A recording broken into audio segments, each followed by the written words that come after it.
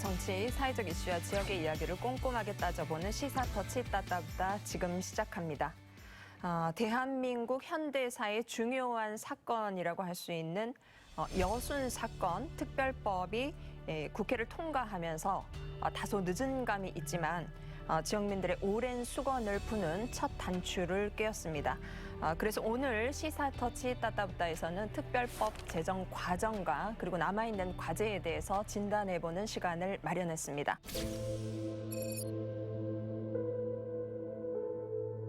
(2021년 7월 1일) 여수 율촌 폐여가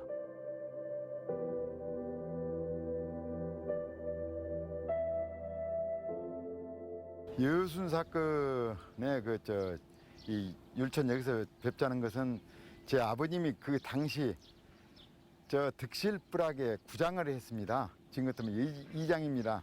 구장을 하다 보니까 10월 20일 날 새벽에 14연대가 순천을 갔다가 향하고 있는데 동네 마을 앞에 차를 대놓고 구장 반장들 나오라 그러다 보니까 영문도 모르고 나와서 차를 타라니까 탔습니다. 타서 이 율촌역에서 내려서 이 간 곳이 400m 떨어진 이 지서가 있습니다.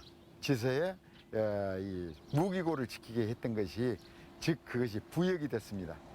국가가 보도연맹에 가입하면 모든 것이 좋아진다 해서 보도연맹에 가입해서 보도연맹 운동을 했는데 그때 갑자기 이제 아무 이유도 없이 순사가 데리고 강제행을 해가지고 그 뒤로 행방불명이 됐던 것입니다.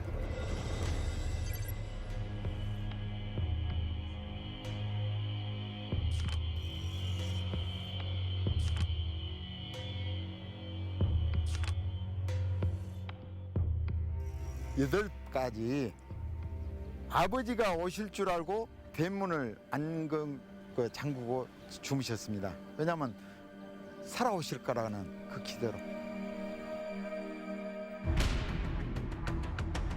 1948년 정치적 소용돌이 속 국가폭력에 의해 무고하게 희생된 민간인들. 이념과 권력의 다툼 사이에서 애꿎은 목숨을 잃은 것이다. 어림잡은 희생자만 10,000명 이상.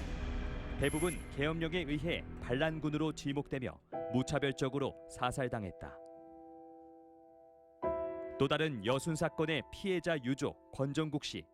그 역시 48년 그날 아버지를 잃었다. 48년도에는 저는 엄마 뱃속에 있었고요.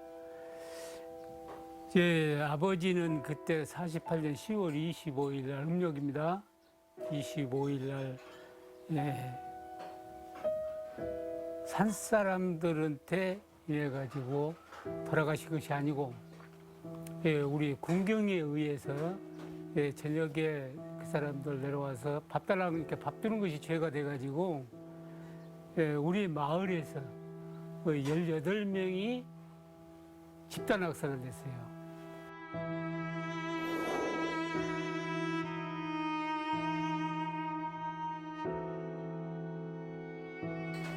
할머니, 할아버지 슬하에서 내가 자랐어요. 엄마라고 불러보는 것은 15년 후에 엄마하고 어떤 남자하고 오셔가지고 엄마 아빠라 그래서 그때서 엄마인갑다 이렇게 알고 있었어요. 우리 같은 경우는 연좌제에 발이 묶어가지고 배우려고도 생각도 안 했어요. 배워봐야 출세를 못 하니까 한마디로 공직에 있든 못 하니까 어디 들어가기도 힘들고 그때 당시에는 연좌제에 묶어놓으니까 경찰들이 그 신원조회라는 것이 뒤따라다녔잖아요. 그리고 1년에 한두 번씩 자기들이 신원조회 해가고 그 고통이란 것은 어디다가 표현도 못 하고 이제 어린 마음부터 이제 계속 그래가지고 너한테 저 반란군 자식이다 그런 소리를 들어가면서 이제 컸죠. 지난 29일 73년의 통안을 풀어줄 여순 사건 특별법이 드디어 국회 본회의를 통과했다. 다 같이 여순 사건 특별법 통과를 지켜본 유족들. 법안이 통과되자 현장은 울음바다로 변했다. 한 이틀 전에 특별법이 통과될 때 엊그제 돌아가셨던 저 어머님이 나타나서 환히 웃으면서 뭔가를 갖다가 알려줬던 것 같습니다. 그러다 보니까 그날 오후에 특별법이 통과된 것을 참 기쁜 소식을 받았습니다. 5분도 안 되는 그 방맹이 두드리는 그 세 개 딱 듣고 보니까 이것을 갖다가 73년이란 것을 끄시고 갖다가 통과를 안 시켜준 것이 참 나와서 눈물을 흘렸습니다. 그때 학살되신 모든 우리 아버님 나의 이 모든 절차상 죄가 없다는 것이 판명이 됐으니까 좋은 곳으로 가셔가지고 편안히 안착 재성이 가시라도 안착해서 사시면 제일 보람 있게 생각하겠어요. 특별히 두 분을 모셨습니다. 우선 여순 사건 특별법을 이번 국회에서 대표 발의하신 소병철 의원님 자리하셨습니다. 안녕하세요. 네, 반갑습니다. 네. 감사합니다. 그리고 여순 사건 전문 연구가이신 주철희 박사님 자리하셨습니다. 안녕하세요. 안녕하십니까. 우선 그 73년 만에 이 네. 특별법이 통과가 되면서 그야말로 이제 통한의 삶을 살아오신 유가족분들의 한이 어느 정도 다소나마 좀 풀리게 되었습니다. 이번에 법안 발의부터 통과까지 정말 애 많이 쓰신 것으로 알고 있습니다. 감회가 남다르실 것 같거든요. 네, 그날 아까 그 자료화면에 잠깐 나왔습니다만 본회의장에서 여순 특별법에 대해서 찬성 토론 발언을 할 때 제 목소리가 좀 이렇게 그 울먹이는 목소리 네. 비슷했습니다. 지난 16대 국회부터 20년 동안 총 8번이나 발의가 되었지만 여순 사건 특별법은 국회 문턱을 넘지 못했습니다. 하지만 마침내 오늘 제가 대표 발의한 여순 사건 특별법이 본회의에 상정되었습니다. 20년 후 국회 장벽을 21대 국회가 넘는 역사적인 순간입니다. 의원 여러분, 위대한 일을 해내 주십시오. 첫째는 이제 이 여순 사건의 굴레는 저같이 순천에서 태어나고 자란 사람들은 어릴 적부터 저는 직접적인 유가족도 아니지만 그 굴레의 무게라는 것이 어떻다는 것을 너무나 잘 알고 있었기 때문에 거기에서 오는 감격. 또 하나는 돌아가신 우리 희생자들과 유족들한테 좀 더 빨리 왜 이러한 것을 못 해드렸나. 이제라도 해서 그나마 다행이다 하는 그런 그 감회들이 얽혀가지고요. 이 법안을 발의한 저도 눈물을 흘리기 직전이었으니까 유가족들이나 시민들은 어떤 심정이겠습니까? 그랬었습니다. 네. 좀 뭐 절절한 지금 감정이 좀 이렇게 전달이 되는 것 같습니다. 그리고 이제 우리 지역에서는 가장 오랜 기간 동안에 이 여순 사건에 대해서 연구해 오신 분으로 알고 있습니다. 무려 23년간 이 특별법 제정 촉구를 전면에서 이렇게 강력하게 촉구를 하신 바 있고요. 소회를 듣고 싶습니다, 박사님. 우선 이제 이번 특별법이 통과되면서 네. 국가 차원에서 진상규명 그리고 희생자 명예회복을 할 수 있다는 점에서 매우 큰 의미가 있다고 저는 보여집니다. 그리고 특히 이제 무엇보다도 이번 이 특별법에 여순 사건 정의가 되어 있습니다. 이 여순 사건 정의를 제주 4.3 사건의 진압 명령을 거부하고 일으킨 사건으로 규정했습니다. 이 말은 이전에는, 뭐냐면 부당한 명령에 대한 저항으로 의미를 하는 겁니다. 지금까지 우리는 특별법을 제정하는 과정이나 또는 많은 분들이 반람이라는 오명을 여기다 뒤집어 씌웠습니다. 과거에는요. 예, 근데 이것이 이번에 정의를 이렇게 함으로써 우리가 새롭게 인식할 수 있는 계기가 열렸고 또 하나는 이 여순 사건이 한국 현대사에 매우 중요한 사건이라고 하지만은 피해 규모가 얼마인지를 알 수가 없었습니다. 알려지지 않았으니까요. 그 이유 중에 하나는 이 사건의 기간을 한 번도 정확하게 산정을 안 했습니다. 근데 이번 특별법에 1948년 10월 19일부터 1955년 4월 1일까지라는 시간을 규정했다라는 것이 매우 중요한 문제이고요. 네. 또 하나는 이제 여순 사건 그러다 보니까 여수 순천에서 벌어지는 일, 좀 확대하면 전남 동부 지역에서 벌어진 일로 이해하시는 분들이 많습니다. 근데 이 사건은 광주를 비롯한 당시 전남 전체 지역, 그리고 경상남도, 전라북도 일부 지역까지 전부 포함되어 있습니다. 그래서 이 법에 이렇게 공간적 범위를 확정했다라는 겁니다. 아, 네. 그런 의미에서 이제 이번 이 특별법이 여순 사건의 정의와 앞으로 향후에 피해자 규모를 산정하는데 매우 중요한 함의를 담고 있다. 그래서 저는 이 특별법이 이렇게 제정된 데 정의를 정의했다는 데에서는 굉장히 특히 또 제가 좀 연구한 분야가 여기 반영되어 있었기에 네, 네. 감회가 색다릅니다. 네. 주 박사님이 지난번에 우리 그 공청회 네. 여순 사건 사상 처음으로 공청회 때 오셔서 이제 말씀을 해주셨는데요. 공청회도 처음 열린 네, 거였습니까? 네, 그랬습니다. 네. 지금 주 박사님 말씀하신 이 내용이 연구자 입장에는 굉장히 감회가 깊으실 거예요. 왜냐하면 이 사건에 대해서는 아직도 역사적으로 논란이 계속되고 있습니다. 네. 그러면 제 입장에서는 법에 이것을 명시할 때 어떻게 하면은 가장 진상과 정의에 부합하는 규정을 할 것인가 이 고민도 있지만 이제 국회에서 법안 심사를 할 때 네. 야당과의 협상이나 절충이 있지 않습니까? 맞습니다. 그 과정에서 반대에 부딪힐 것도 염두에 두어야 됩니다. 네.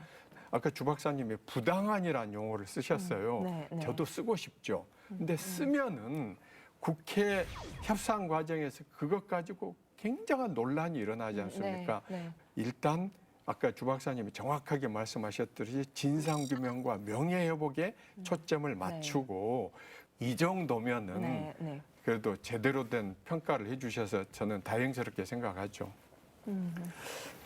제가 이제 그렇게 또 규정했던 이유는 제주 4.3법을 제정하고 나서 6번을 개정을 했다고 했습니다. 네. 그렇지만 이번에 개정된 4.3법에서도 여전히 제주 4.3을 소요 사태라고 써져 있습니다. 그런 점에 보면 이번 여순 사건 이 정의는 네. 제가 연구자 마음에서는 조금 안 들 수 있지만 객관적으로 앞으로 여순을 어떻게 표현할 때는 네. 이보다 좋은 정의의 기록물이 없다. 그래서 제가 우선 다른 것도 중요하지만 이 여순의 정의를 정말 잘 내려줬다라고 그래서 제가 높이 평가하는 겁니다. 네. 일단은 지금 소명철 의원님께서는 그 정치적 이해와 타협을 바탕으로 전략적으로 좀 접근해서 네. 어찌됐건 이 법을 통과시키는 네, 네. 그 역할을 충실히 해내셨기 때문에 지금 이제 소개 성과가 있었던 것 같고 그 안에서 지금 이제 저희 박사님께서는 그 여순 사건에 대한 정의를 그 함의한 내용을 또 법안에 우선은 담았기 때문에 일정 부분 만족하시는 걸로 이렇게 좀 정리를 하면서 그렇습니다. 네. 이제 과거에 8번 제출된 법을 보면 아주 정의가 이렇게 정의한 분도 있고 저렇게 정의한 분도 있고 실제로 주 박사님 아까 이제 소요 말씀을 하셨는데요. 제가 하나 에피소드를 드리면 이게 법안 소위 과정에서 어떤 의원님이 무심코 자 여순 반란 사건에 대해서 이렇게 불쑥 발언을 하신 거예요. 네. 하셔놓고 아 이거 발언이 잘못됐다. 옆에서 누가 아유 그렇게 하시면 그러니까 언론 아 여순 사건 이렇게 바꿨습니다. 말씀 듣다 보니까 참 순탄한 과정이 아니었음에 틀림없고 그래서 지금 이제 20년이 지나 21년째가 되죠. 지금 첫 법안 발의가 된 이제 올해 이제 드디어 통과가 됐는데 그간에 이렇게 지지부진했던 것이 뭐 말씀하신 내용 보니까 뭐 정치적인 배경 또 다른 이질적인 역사관 등등 있어요. 쟁점들이 뭐였기 때문에 이렇게 늦어진 걸까요? 이게 여순 항쟁 이후에 대한민국은 급속도로 빠르게 반공체제 국가로 전환을 하죠. 네. 그 대표적인 법이 지금도 열심히 활동하고 있는 국가보안법입니다. 그리고 특히나 또 여순 이후에 2년 후에 전쟁이 터져버립니다. 네. 그러면서 분단이 고착화가 돼버리죠.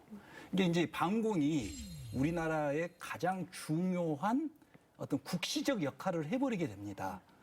그러다 보니까 14년대 군인들의 행동을 이제는 그 반공의 기점으로 맞추니까 모두 다 반란이라 그러고 있고 네. 또 지역민들은 빨갱이란 그 손가락질, 그 굴레에 당하지 않기 위해서 아무 말도 할 수 없는 시대를 너무 오랫동안 가졌던 거죠. 네, 주홍 글씨처럼 네, 낙인식해서 네, 사셨죠. 그렇죠. 네. 아까 잠깐 영상에서도 봤듯이 그분들이 연자제라는 그 끔찍한 상황에서 어떤 말도 할 수 없었습니다. 여순 사건이라는 말을 꺼내는 순간 빨갱이가 되었던 야만의 시대가 있었기 때문에 그렇기 때문에 이 여순에 대해서 우선 지역사회에서부터도 말을 꺼내기가 쉽지 않았다. 네, 다 쉬쉬하고 네, 사셨던 그렇습니다. 것으로, 정확하게 알려지고 쉬쉬하는, 있어요. 네, 네. 그래서 말을 꺼낼 수 없었던 것이고 그래서 21년부터 이렇게 국회에다 계속 법을 발의했지만 여전히 국가는 여순을 어떤 역사적이나 이런 문제로 보지 않고 이념적 이런 문제로 보다 보니까 계속적으로 이제 이렇게 많은 시간이 흘렀습니다. 네. 제가 이제 오늘 이 자리에서 이렇게 21년 후에 이런 법이 통과되게끔 어찌됐든 간에 우리 소병철 의원님을 중심으로 해서 여수의 주철현, 김혜재 의원, 그다음에 서동영 의원, 김승남 의원 이런 전남 동북권 지역 의원들이 합심해서 이 법을 통과시켰다는 데 대해서 제가 시민의 한 사람으로서 정말 감사하다는 말씀을 드리고 싶습니다. 이 법이 제정되면서 과연 여순 사건이 과거와는 다른 좀 양상이 이제 달라질 것 같거든요. 네. 이 법의 제정 의미를 간략하게 좀 정리해서 네, 말씀 네. 부탁드립니다. 네. 이 법은 저희가 단순하게 말할 수 있는 게 아니다. 최종 목적지는 대한민국의 이 국채가 여순 사건에 관련된 많은 사람들을 국민으로 인정해 주는 거다. 이제 제대로. 네, 네. 그래서 미래로 저희가 화합하고 상생하는 길로 나아가는 길을 놨다. 그 전에 전제 조건이 과연 얼마만큼 많은 사람들이 희생이 됐고 도대체 무슨 일이 어떻게 일어났는지 이걸 앞으로 밝히자 하는 게 이 법의 의미라고 말씀드릴 수 있습니다. 네. 저도 지금 프로그램 진행자에 앞서서 지금 이제 지역에서 나고 자란 사람으로서 여순 사건은 정말 궁금해요. 잊혀져 알고 버렸죠. 싶습니다. 네, 네. 잊혀져 버렸습니다. 그래서 이제 역사 공부를 좀 아주 이 내실 있게 잘 할 수 있겠다는 생각으로도 저도 참 고무적인 그런 감정이 듭니다. 그래서 제가 박사님께 좀 여쭙고 싶어요. 이제 여순 사건에 대해서 좀 알아가는 시간을 좀 가져보면 좋겠습니다. 당시에 무고하고 선량한 민간인들이 만여 명이 넘는 그런 희생자가 발생을 했고 이 내용을 좀 한번 진짜 짚어주시죠. 간단하게 설명하기 쉽지 않습니다. 이제 근데 우리가 해방이 되고 나면 어쨌든 일제 강점기라는 시대를 살았던 분들은 해방이 되면서 어떠한 국가를 우리가 만들었으면 좋겠다. 그 꿈을 갖고 있을 거 아닙니까? 그래서 당시 우리 민중들은 자주 독립국가, 그다음에 친일파를 척결하는 나라, 그리고 토지를 개혁해서 당시 농민이 70% 이상이었기 때문에 이 토지를 개혁해서 모두가 잘 사는 나라, 이 세 가지 꿈을 가졌습니다. 근데 이것이 미군정이 들어오면서 착착 진행됐던 것이 아니고 결론적으로 48년 5월 10일 분단 선거가 이루어져 버리게 되는 거죠. 그러니까 국가가 분단돼 버리게 되는 이런 문제가 나오고 있고 또 그다음에 미군정을 지배하는 이 기간 내에 친일파였던 경찰들이나 군이 다시 모두 장악하게 돼 버리는 이들이 이러면서 이제 민중들의 불만이 컸던 거죠. 이런 과정에서 1948년 4월 3일 제주에서 네. 이런 단독 선거 반대 자주 통일 국가와 염원했던 것과 문제가 되는 이 단독 국가가 이제 설립되는 선거를 하게 되다 보니 이것에 대한 반대에 대한 무장 봉기가 4월 3일 날 발생하죠. 그래서 미군정은 이걸 강경 토벌을 작전을 진행했지만 제주 4.3 문제가 해결되지 않습니다. 네.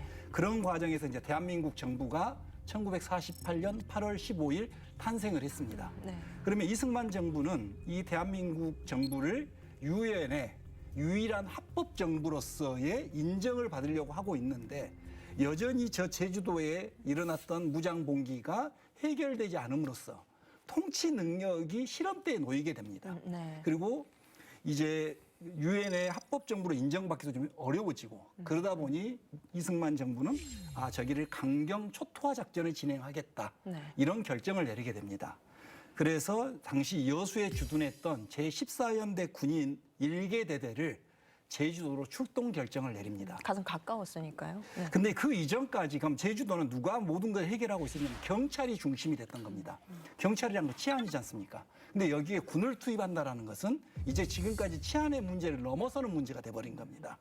그래서 14연대 군인들은 자국의 군대에게 자국민을 학살이라는 명령이 내려졌네? 그래서 동포의 학살을 거부한다. 이 명령은 부당한 명령이다. 네. 그리고 우리 헌법에 명시하고 있는 군인의 사명과 맞지 않다. 항명인 거네요. 그렇죠. 그래서 이제 이들은 이 명령을 거부하고 봉기를 해버리게 됩니다. 이 봉기에 당시 전라남도뿐만 아니라 모든 지역의 민중들은 아까 말씀드렸다시피 그런 염원이 실현되지 않음으로써 계속 불만이 있었는데 이 불만에 이제 불을 14연대 군인들이 녹게 되면서 여수와 순천 그리고 우리 전남의 지역에 있는 민중들이 일어서면서 항쟁으로 발전하게 되고 이것이 훗날에 이제 여수와 순천이 진압되고 군이 들어와서 거기에 협력했던 사람들을 색출하는 과정에서 네. 수많은 민간인들이 학살돼 버리는 그런 과정을 겪었던 거죠. 이른바 이제 뭐 광기의 국가 폭력이 자행한 뭐 대학살 뭐 이렇게도 역사학자들은 지금 뭐 정리를 하고 있는 것 네. 같더라고요. 근데 왜 그렇게 무고하고 선량한 민간인들을 무차별적으로 그렇게 살해를 하고 살육을 했는지 그 배경도 좀 객관적으로 한번 짚어주시죠. 그래서는 당시 계엄법이 존재하지 않았습니다. 근데 계엄령을 내립니다. 이 계엄령이 내려지면서 민간인도 군사재판을 받게 만든 겁니다. 근데 이 군사재판을 갖다 여수 순천 우리 전남 지역에서 이루어지는 군사재판을 김완용이라는 중령이 재판관을 했는데 이분이 재판관을 하게 된 증언을 남깁니다. 이 증언에 뭐라고 돼 있냐면 계엄령에 문제가 있다라고 지적을 합니다. 이승만 정부 대통령에게. 그러니 이렇게 명령을 내립니다. 임자가 가서 전부 다 처결하고 오면 계엄령 해제하겠다. 이 이유로 인해서 군사재판이 벌어지게 됩니다. 모든 네, 민간인들을. 그래서 이 군사재판에 의해서 직결 처형들이 너무 많이 이루어지고 또 거기서 무기징역이나 이렇게 받았던 분들이 형무소에 있다가 6.25 전쟁이 터지면 전부 또 학살돼 버리는 이런 과정. 아까 영상에서 봤던 서장수 씨 아버지 같은 경우도 보도연맹으로 돌아가셨지 않습니까? 네. 여순에서 약간의 협력했다는 이유로 이렇게 또 보도연맹으로 전부 가입을 시켜놔가지고 6.25 전쟁이 터지니까 적군에게 이로운 행위를 할 수 있을 가능성이 있다. 그 이유만으로 처형해버린 거거든요. 그래서 정말 제주 4.3에서 2만 5천, 3만 명으로 많은 민간인이 희생됐다고 하지만 우리 전남 지역을 아마 전수조사를 해보면 저는 최소 15,000명에서 넘게는 거의 3만 명까지도 갈 것이다. 3만 명. 그래서 제주 못지않게끔 희생자 측면에서 아주 희생자가 컸던 이유는 이렇게 정부가 이 남국의 전국을 해결하려는 문제적 측면을 접근하면서 많은 민간인 학살이 존재했던 거죠. 네. 그러니까 지금 이 법 제정을 하면서 어찌됐건 그 수많은 민간인들이 왜 학살되어야 됐는가 그 진실을 규명하는데 우선 초점이 맞춰져 있는 그렇습니다. 거죠. 그래서 네. 저는 객관적인 입장에서 말하자면 시비가 안 일어나는 네. 범위를 어떻게 해서든지 여기에 담아 넣으려고 했던 겁니다. 그럼에도 불구하고 지금 방금 진행자님 말씀하셨듯이 언론에서는 비판을 하지 않습니까? 네, 이제 이 아까 물어보셨던 그 질문에 대한 답은 앞으로 주 박사님이나 우리 학계나 지역사회에서 이것을 규명해야 됩니다. 네, 지금 진실 자체를 알 수가 없었으니까요. 지금 14연대에 대해서 그동안은 반란이 일으켰다는 그것만 알려져 있지 또 일각에서는 또 남로당의 뭐 어떤 네. 관련 이렇게 하고 이제 희미한 목소리지만 주 박사님처럼 그게 단순히 그런 게 아니다. 같은 동포한테 총구리를 겨누라고 하니까 거기에 대해서 거부했던 거다. 이런 부분들이 앞으로 정말 이제 정리가 돼야 되는 문제입니다. 또 하나 제가 이제 절대 고수를 했던 것은 위령 사업 부분입니다. 그 위령 사업에 보면 지금까지 제주 4.3법에 안 들어가 있는 조항 부분이 하나 있어요. 네. 평화 인권 교육. 사실 지금 제주 4.3법에는 주 박사님 아시다시피 안 들어가 있거든요. 저는 왜 그걸 집어넣느냐. 교육을 하려고 하면은 선생님이나 교육자가 이 법에 대해서 설명을 할 수 있어야 돼요. 네. 그러려면은 평화 인권 교육을 집어넣음으로써 학자들이나 객관적으로 지역 사회에서 이 사건에 대한 정확한 정의를 만들어 주셔야 돼요. 저희가 감히 말씀드릴 수 있는 것은 여순 사건은 결코 제주 4.3 사건보다 가볍게 평가할 수 있는 사건이 아니다. 네. 그래서 정당한 역사적인 평가를 받고 싶은 겁니다. 그렇다면 의원님, 이번에 지금 제정된 특별법의 내용을 좀 간략하게 네, 한번 네. 말씀 부탁드리겠습니다. 우선 법 네. 제목이 진상규명 및 명예회복이지 않습니까? 네. 그게 이제 큰 두 가지 목적이고요. 사실은 그 이 목적에 보면 제가 이 두 가지 외에 한 가지가 더 있습니다. 네. 합당한 권리 행사라는 부분이 있습니다. 네. 일반 개인끼리도 폭력을 행사하면 어떻게 합니까? 피해자에 대해서 배상을 해줘야죠. 당연히 위로를 하고 사과하고 해야 되지 않습니까? 네. 가해자가 누굽니까 지금 이 사건에서? 노무현 대통령님께서도 이미 그 발언을 하셨어요. 국가 폭력에 의해서 불법적인 희생을 당한 분, 그것에 대해서 제가 법에 대해서 이제 국가 폭력에 대해서 불법적인 이 운운해버리면 이제 법안 협상 어렵네요. 과정에서 안 전략적으로 되니까 접근하셨다고 사실 하셨죠. 거기에 굉장한 고도의 숨은 뜻을 남겨놓는 거죠. 네. 합당한 권리 행사. 사실 누가 정확하게 만약에 상대방이 따질 때는 아니 소병철 의원 이거 진상규명이나 명예회복은 알겠는데 왜 이거 합당한 권리 행사 넣어놨어요? 네. 누가 물어봤다면은 이제 어쩔 수 없이 말을 할 수밖에 없죠. 그런데 얼핏 보면은 가치 중립적 용어이기 때문에 네. 그 용어가 법에 그대로 살아있을 수 있게 됐던 거죠. 그러면 지금 법안 내용에서 지금 빠져 있는 그 희생자 유가족들에 대한 배보상에 대한 내용도 이 조문을 빌려서 나중에 좀 충분히 이렇게 그 과제로 이어갈 수 있는 그런 여지가 있는 그런 거예요? 거죠. 아, 지금 네. 진행자님 말씀처럼 진상규명하고 명예회복은 앞으로 빨리빨리 해야 됩니다. 지금 제주가 금년까지 14,500여 명이 밝혀졌습니다. 네. 초기에 14,000명이 나왔어요. 20년 동안 500여 명이 더 나왔습니다. 주 박사님 말씀처럼 저는 이 여순 사건 희생자가 그것보다 더 많은 걸로 추정을 합니다. 네. 그런데 추정이에요. 안타깝지 않습니까? 그래서 이제 이 법이 진상규명과 명예회복이 이루어지면은 동시적으로 어떤 규모가 좀 밝혀져야지 국가가 어떻게 할 것인지 네. 다음 스텝이 나오지 않습니까? 네. 다음 할 일은 최종 목적지는 합당한 권리 행사다. 그럼에도 불구하고 특별법이 이런 점들은 좀 보완이 돼야 되고 앞으로 이제 향후 과제는 무엇인가 그것도 좀 짚어주시면 좋을 것 같거든요. 네. 방금 말씀하셨던 네. 배보상 문제를 좀 먼저 말씀드리면요. 네.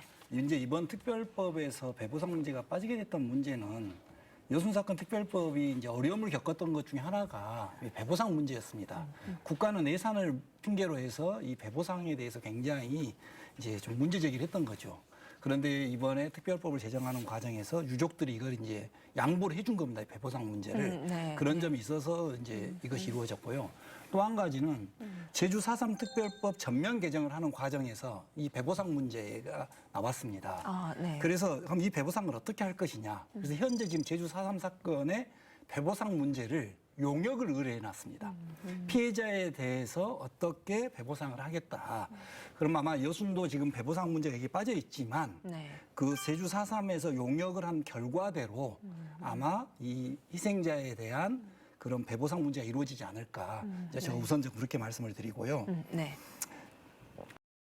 법에 당연히 법이라는 거는 상대가 있고 이해관계가 존재하기 때문에 완벽할 수가 없다고 봅니다.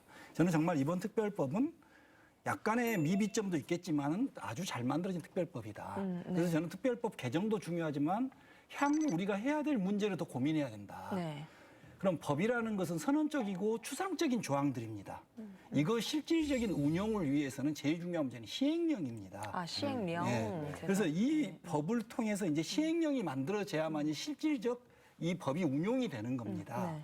그래서 저는 향후 과제 문제로서의 개정도 중요하겠지만 시행령을 어떻게 담아낼 것인가. 네. 그리고 이미 반면 교사가 됐던 제주의 시행령을 어떻게 만들어졌고 그들의 문제점은 무엇이었는가를 우리가 잘 파악하고 잘 연구해서 정말 짧은 기간 내에 우리가 달성하고자 하는 소기의 목적을 달성할 수 있는 이 시행령을 만들어내는 문제. 네. 이건 저는 더 중요한 문제이다. 네. 그런 점에서 우리 법률을 하시는 의원님부터 시작해서 여러분들의 도움도 필요하고 또 지역사회에서 빨리 제주 4.3의 이 시행령에서 어떤 문제가 있었는가도 좀 파악을 해내야 되고 그래서 좀 합의체를 만들어서 네. 각자의 목소리를 내기보다 우리가 하나의 목소리로 정부에 이러이러한 시행령을 통해서 여순사건 특별법이 운용이 되어서 진상규명과 희생자 명예회복이 될 수 있도록 해 주십시오 하는 요구가 필요하다고 저는 보입니다. 그래서 저는 우선 좀 시급한 문제는 앞으로 6개월 후면 바로 시행을 해야 될 문제면 그 시행이란 건 시행령이 만들어져야 되는 거거든요. 그래서 시행령에 좀 중점을 하자. 그래서 시행령을 어떻게 담아낼 것인가. 저는 이 시행령이 이 법의 운용의 성패라고 저는 보고 있습니다. 지금 네네. 법 통과가 된 지 한 일주일 정도 지났지 않았습니까? 네네. 네, 그렇습니다. 그리고 6월 이제 29일 날 이제 네. 통과가 그럼 됐으니까요. 특별법이 본격적으로 시행하는 시점이 이제 내년 초 정도가 될 것 같은 이제 6개월 지나서 정부에 네. 이제 네. 들어와서 이제 법이 정부로 이송돼서 대통령께서 서명하고 공포를 하면은 네. 그때로부터 더 6개월 후에 6개월. 이제 시행이 아, 되는데요. 네. 방금 이제 주 박사님이 아주 중요한 말씀을 해주셨어요. 사실은 저희가 이제 굉장히 마음이 바쁩니다. 지금 네, 네. 제주 4.3은 최초에 이것을 1차 마무리한데 2년 6개월 정도를 상정하고 있었어요. 네. 근데 지금까지도 계속해서 진행을 하고 있지 않습니까? 그런데 우리는 지금 20년이 늦게 출발을 했지 않습니까? 맞습니다. 아까 말씀드렸듯이 최종 목적지는 결국은 이제 유가족들에 대해서 희생을 국가에서 사죄하고 적절한 보상을 하고 후손들한테 교육을 해서 이런 일이 또다시 일어나지 않도록 하는 것. 그것을 이제 법문에 있는 표현으로 하자면은 민주주의 발전과 국민화로 이제 표현을 해 놨는데요. 네. 사실 지금 이제 이 법의 그 진상 규명과 명예 회복은 국무총리 산하에 위원회를 두고 네. 실무는 전라남도 지사의 실무위원회를 두고 이렇게 돼 있습니다. 그러면은 중앙에 지금 국무총리 산하에 있는 위원회는 대통령령으로 후속적인 것들을 규정해야 되고 네. 그 다음에 실제 이제 조사를 어떻게 하고 이런 구체적인 것은 도조례로 정해야 합니다. 그래서 이 부분이 이제 주 박사님이 그게 지금 더 급하다. 왜냐하면 연구가 지금 안 돼 있던 사건입니다. 이게. 네, 그래서 이 법에 보면은 중앙위원회에서 자료 발굴 같은 거, 네. 그다음에 알고 있는 사람들의 증언도 확보를 해야 되고 사실 해야 될 일이 너무나 많아서 제가 부칙에 이제 뭘 하나 집어넣냐면은 6개월 뒤에 법이 시행되지만 공포되고 나면 준비를 그때부터 할 수 있다. 그럼 준비위원회가 뭐 발족될 수도 네, 있는 준비를 해서 이제 하위 법령을 어떻게 규정을 할 거고 위원들은 누구를 선임할 거고 이런 네. 것을 미리부터 6개월 내에 준비를 했다가 6개월 뒤에 시행이 되면 바로 착수할 수 있도록 네. 하는 그 장치를 부책에 이제 심어 두었습니다. 의원님, 근데 말씀 중에 지금 일각에서는 그 조사 주체에 대한 부분에 대해서 문제 제기를 또 하고 있어요. 5.18 진상조사위원회라든지 아니면 진실화해위원회는 독립기구로서 일원화되어서 정말 어떤 권한을 가지고 전문성을 가지고 짜임새 있게 해나가는데 지금 현재 지금 의원님 말씀하신 것처럼 중앙 차원에서 또 도산의 실무위원회 이게 과연 진상조사를 제대로 해나갈 수 있는 구조이냐 뭐 이런 좀 문제제기가 있거든요. 이에 대해서는 어떻게 생각하시는지. 예. 이제 방금 말씀하셨다시피 지금 현재 과거사 진상위원회가 대충적으로 독립적 기구입니다. 네. 그래서 방금 1원화 체계인데 이번에는 2원화 체계죠. 이제 그래서 분명 제가 보기에 시간이 좀 많이 소요될 그런 문제들이 존재하고 있습니다. 여기에는. 근데 또 하나 장점도 있을 수 있습니다. 뭐냐면 실무위원들이 지역에서 구성이 되거든요. 네. 그러면 이 조사는 지역을 알아야만 가능한 조사입니다. 지역을 알아야만이. 그래서 이제 실은 그런 문제가 있음에도 이제 이것을 우리가 운영하려면 그래서 제가 아까 중요한 게 시행령이라는 겁니다. 이 시행령. 그러니까 시행령에 보면은 위원회를 어떻게 구성할 것이고 위원회 운영과 조직이 이렇게 전부 되어져 있습니다. 그다음에 실무위원회에서도 또 조례를 들이게 합니다.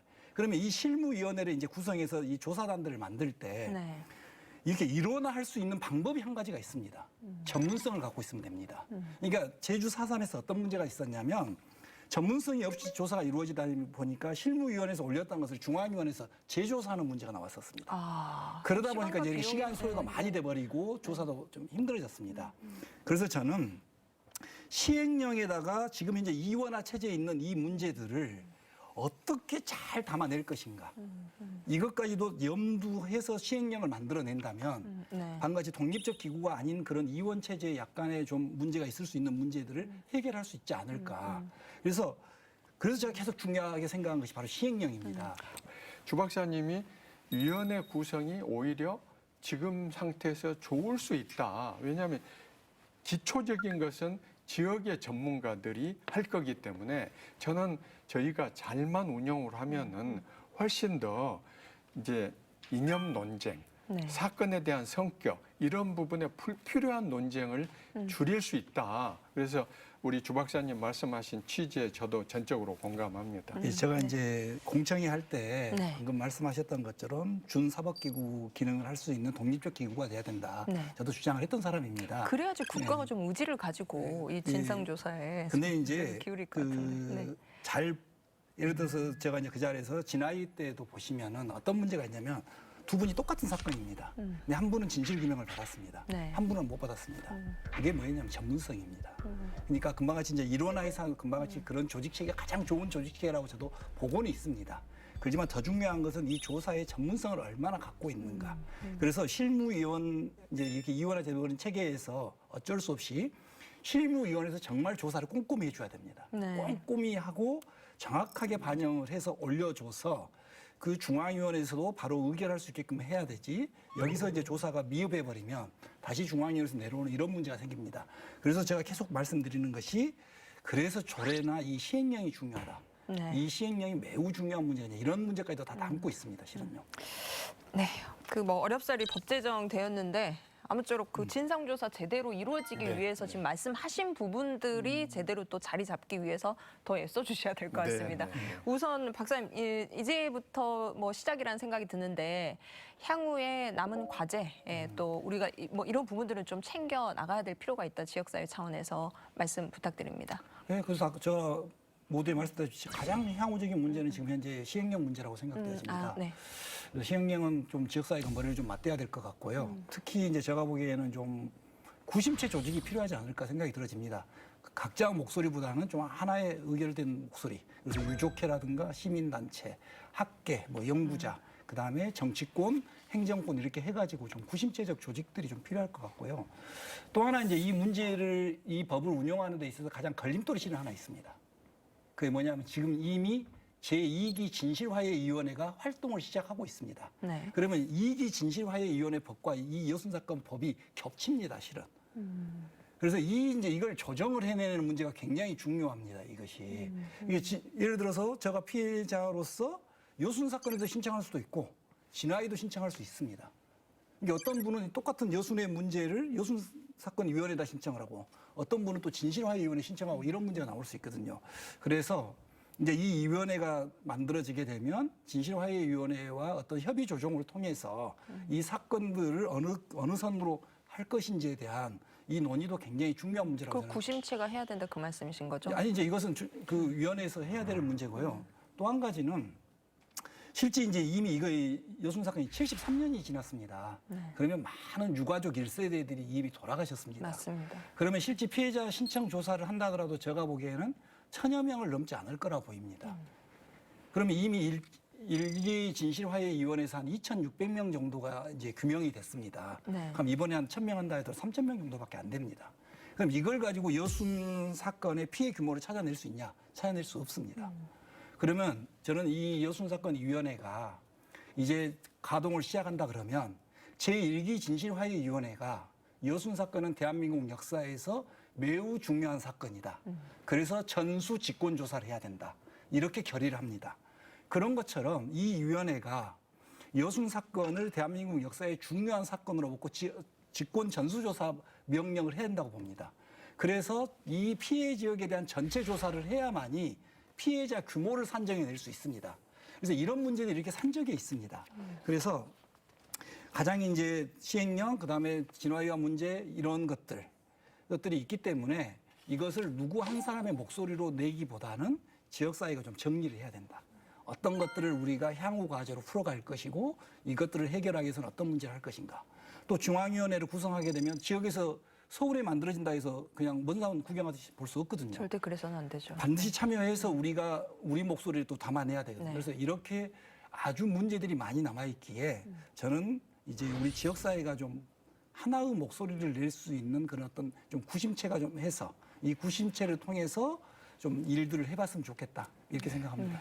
의원님께서는 방금 어떻게 이제 보십니까? 우리 주 박사님이 일기 이제 진실화해를 위한 과거사 정리위원회 말씀과 2기 말씀을 했는데요. 제가 작년 7월 말에 이 법을 발의하고 나서 연말까지 겉으로 보기에는 전혀 진척이 없었습니다. 네. 왜 그랬느냐? 이게 이제 주무부처가 행정안전부인데요. 행정안전부는 기본 입장이 특별법이 필요 없다. 아하. 2기 진실화해 진화위가 발족되니까 거기서 하고 그 다음에 부족함이 있으면 그때 가서 특별법을 하자.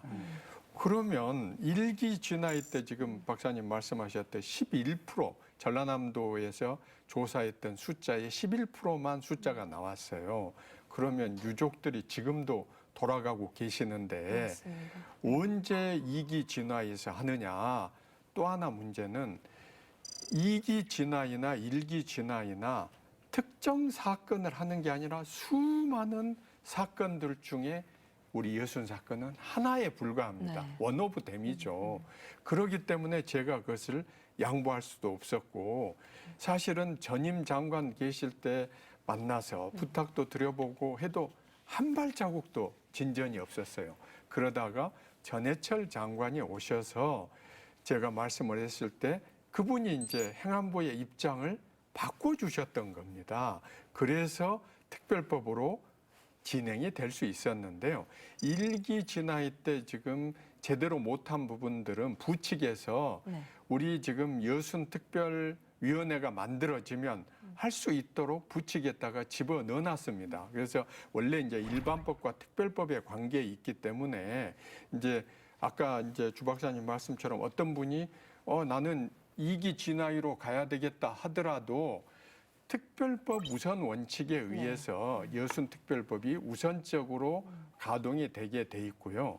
우리 이제 지금 주 박사님이 그 참 구심체 어떤 의견이 일치돼야 된다는 게 이제 여러 가지 최근의 어떤 상황들을 보고 말씀하시는 것도 있다고 생각을 해요.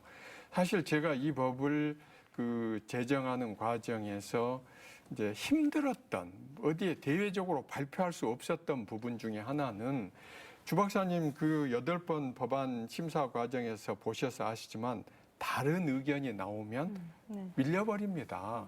제가 처음에 출발점을 우리 지금 김승남, 우리 이제 서동용, 김혜재, 저 이렇게 함께 하자고 했던 이유는 각각 의견이 나오면 이거 하니라고 2, 3년 가버려요. 네. 그런데 안타깝게도 내일 지금 행안이 상정되기로 돼 있는데도 이거 우리 의견이 반영이 안 됐다 하면서 의원님들한테 이제 의견을 말씀하시는 분들이 있었어요. 아하. 네. 또 이제 아시다시피 어떤 또 도의회 의원님들이 저도 모르게 이 법에 대해서 의견을 고려해 달라. 그때 사실 제가 머리가 아둔해졌습니다. 왜냐? 국회에는 아시다시피 이거 의견이 있으니까 다음에 심사합시다 하면 6개월, 1년 가버립니다. 그래서 막 부랴부랴 이제 우리 참 여순 유족회 이규종 회장님이나 박소정 이사장님한테 제가 참 고맙게 생각하는 것은 앞서 말씀드린 우리 의원들이 뜻도 통일이 중요하지만 저는 제 마음대로 법안을 넣었다 뺐다 할 수가 없지 않습니까? 유족회하고 밀접한 의견을 들어야 네. 되니까 네. 그분들이 신속하게 의견을 주시고 또 법을 추진하는 저를 믿고 신뢰를 주셨기 때문에 이 법이 여기까지 오는, 특히 또 두 분이 우리 이제 주 박사님의 연구 결과를 기반으로 해서 말씀을 주셨기 때문에 아까 주 박사님이 앞으로도 이게 이제 분열 대립한다든지 이런 게 벌어져 버리면은 정말 저희가 이 73년 만에 온 기회, 이거 정말 참 천추의 한이 될 수 있기 때문에 여러 가지 이견이 있더라도 저희끼리 토론하고 전문가의 의견을 존중하고 해서 하나하나를 구심점을 만들어서 나아가는, 중요합니다. 네. 그래서 법안 심사 과정에서 이제 이런 부분들은 밖에서는 모르시는 내용이죠. 아마도 이제 지역의 수건 사업이다 보니까 정말 여러 목소리가 나왔던 것도 사실이겠습니다. 그런데 이제 저도 오늘 그 방송하면서 느낀 건데요. 저희 이런 방송이나 미디어 언론을 통해서 좀 진행 상황도 소상히 지역민들께 좀 알려드리고 그러면서 좀 저희가 그 혼연일체가 되는 그 진실 규명이 정말 제1 과제고 또 희생자들의 명예 회복을 해드려야 되니까요. 제가 아까 그런 계기가 마련되면 좋겠습니다. 간부님 잠깐 뵐 때 정말 고맙다는 말씀 드렸어요. 네. 왜냐하면 지금 여순 사건을 대부분 잊혀졌어요. 그리고 방금 진행자님이 정확하게 짚어주셨어요. 아, 이거 어떻게 진행이 돼야 되고 어떤 방향으로 나아가야 되겠구나 하는 걸 시민들이 잘 모르시기 때문에 네. 주 박사님이 계속 지금 염려를 하시잖아요. 앞으로가 더 중요하다. 네, 의원님, 저희가 이제 그 지금 정해진 네, 시간이 네. 있어서 말씀 제가 끊어서 너무 죄송한데, 의원님, 그럼에도 저희가 이제 앞으로 뭐 지금 좀 이른감이 있지만 개정에 대한 계획이라든지 또 후속 조치, 또 뭐 마련책, 별도의 마련책이 또 필요할 것 같은데 남은 과제는 뭐라고 생각하십니까? 우선 지금 이 진상 규명과 명예 회복이 제일로 급선무입니다. 네. 저희가 지금 신고 접수 받는 기간이 1년, 그리고 조사하는 기간은 최초 신고에 대해서 진상 규명 결정이 내려진 때로부터 2년, 아, 그리고 활동이 종료되고 나서 6개월 동안 보고서 작성. 그러면 이제 넉넉 잡으면 한 3년 정도의 시간이 저희한테 주어졌습니다. 아, 네, 긴 시간이 아니네요. 네, 그런데 왜 그러면 이것을 5년 이렇게 못하느냐. 이 사건에 빨리 윤곽을 내놔야 돼요. 지금 우선 사건에 대한 성격부터 희생자의 규모라든지 네. 그리고 어느 정도 윤곽이 나와야지 다음 단계로 나아가는 겁니다. 지금 만약에 지금 이 아까 주 박사님이 개정 그거 중요하지 않습니다. 지금 중요한 것은 진상규명과 명예회복을 제대로 할 수 있는 하위 법령이 중요합니다. 말씀해 주신 게 전문가다운 말씀이에요. 윤곽을 만들어서 어느 정도 나와야지 향후 방향이 나오죠. 향후 방향은 아까도 말씀드렸듯이 최종 목적지는 민주발전과 국민화합. 그렇게 하려면 어떻게 해야 되느냐. 희생자들에게 합당한 피해 보상을 해주고 네. 국가가 사과해야 되고. 그래서 제가 지금 희망하는 건 그겁니다. 금년에 11구 행사 때는 문재인 대통령께서 임기 마지막이시지 않습니까? 네. 대통령께서 추념일에 참석해서 국가 입장에서 유감 표명과 사과를 해주시는 것이 진정하게 이 새로운 발길을 시작하는 단초라고 생각을 합니다. 그걸 추진해 주실 거죠? 의원님께서 그렇죠. 지금 앞장서서. 제가 이제 공개리에 대통령께나 말씀을 안 드리는 건 아직 이 법이 공포가 안 됐기 때문에 네, 알겠습니다. 자, 73년 만에 여순 사건 진상 규명과 희생자의 명예 회복의 길이 열렸습니다. 뭐 첫술에 배부르냐라는 말이 있지만 그래도 필요한 후속 조치는 늦지 않게 이루어져야 될 것 같습니다. 끝으로 시청자분들께 한 말씀 부탁드리고 싶습니다. 소병철 의원님 먼저 네. 해주시겠습니까? 네. 참 우리 전남 또 여수 순천은 역사의 고비 때마다 선각자의 역할을 했습니다. 아까 주 박사님이 처음에 이 사건 내용을 말씀해 주셨지 않습니까?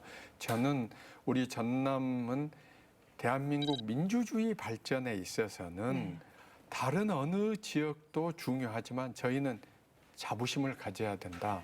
그러려면 이 사건이 반란이 아니라는 것에 대해서 밝혀질 거다. 그래서 여수, 순천, 우리 전남북 도민들은 대한민국 민주발전에 우리는 가장 선각자, 희생자였다는 것을 자부심을 좀 가져주십시오 하는 말씀을 드리고 싶습니다. 네, 고맙습니다. 네, 추철희 박사님도 한 말씀 부탁드립니다. 이 법이 제정되기까지 73년이 흘렀습니다. 지금도 말하지 못하고 있고 두려움에 떨어서 피해자 신청을 못 하신 분들이 많습니다. 이제 세상이 바뀌었습니다. 새로운 세상으로 가고자 합니다.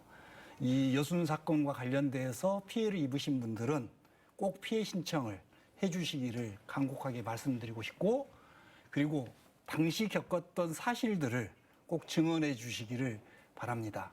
그리고 우리 지역사회도 이 법 통과를 통해서 여순 사건을 새롭게 인식할 수 있는 그런 계기가 되었으면 합니다. 네, 고맙습니다. 오늘 시사터치 따따부따에서는 지역민의 오랜 수건이었던 여순 사건 특별법 통과 의미와 남은 과제에 대해서 살펴봤습니다. 두 분 오늘 자리해 주셔서 감사드리고요. 좋은 말씀에 광주 방송 감사합니다. 정말 감사드립니다. 감사합니다. 네. 자, 여순 사건 특별법 제정은 과거사를 정리하는 또 하나의 시작입니다. 국가 차원의 진상규명이 제대로 이루어지고 희생자와 유가족들의 명예가 반드시 회복되어서 여순 사건의 진실이 바로 설 수 있기를 바랍니다. 오늘 시사터치 따따부따는 여기까지고요. 저희는 다음 주 이 시간에 찾아뵙도록 하겠습니다. 시청해주신 여러분 고맙습니다.